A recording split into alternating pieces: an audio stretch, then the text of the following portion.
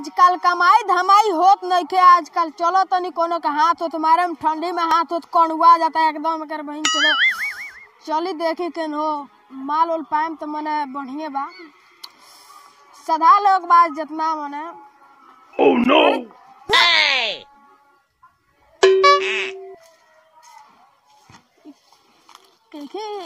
चौराहे में का माल बाटे देखे पड़ी। अरे माजा धैले बा और का धैले बा देखे तो पहले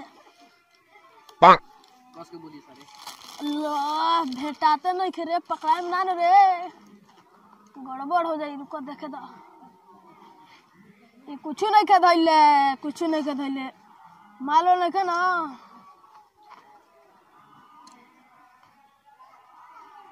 हे सारा रे कुछ नहीं के धैले भूसा उसा रही तो ना कुछ मिलते नहीं थे।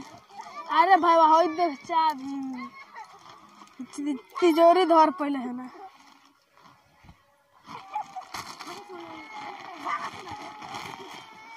अरे एक पैर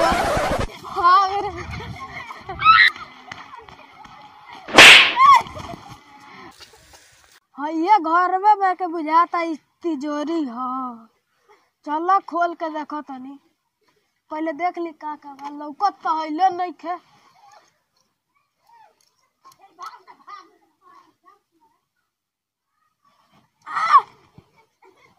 ये तो बुझाता है मैं कहले ना हरे बुरी कोनो घरों में। अच्छा ताला ना मारल बा।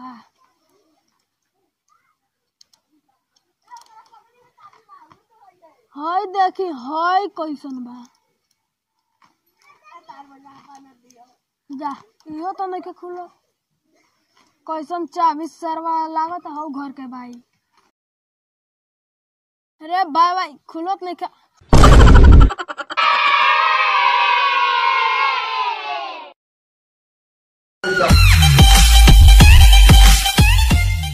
ना रे भाईवा छोड़ दो सोन का रे चोरी कर गए ना भाईवा चोरी कर गए हो खामा में ले चल भाई बोला अपनी छोड़ दो सो भाई छोड़ दो सो भाई गाने में भाई छोड़ दो भाई चोरी कर बे भैया हो जा छोड़ दो चोरी कर बे ए भाई बोला तो नहीं छोड़ दे भाई ना भाई छोड़ ना भाई ना अब ना करम अब गलती ना होई। अरे सारे काय देंगे चोरी कर दे रे रे करम ना रे ठंडी ओडी में कुछ कमाई होते नहीं के तो होई ना का कर दे चोरिया कर रे करम ना रे का कर रे दम बात तो खोल के दिखाओ सो रुक खोल बनी रुक खोल के दिखाओ सो दम बात हो।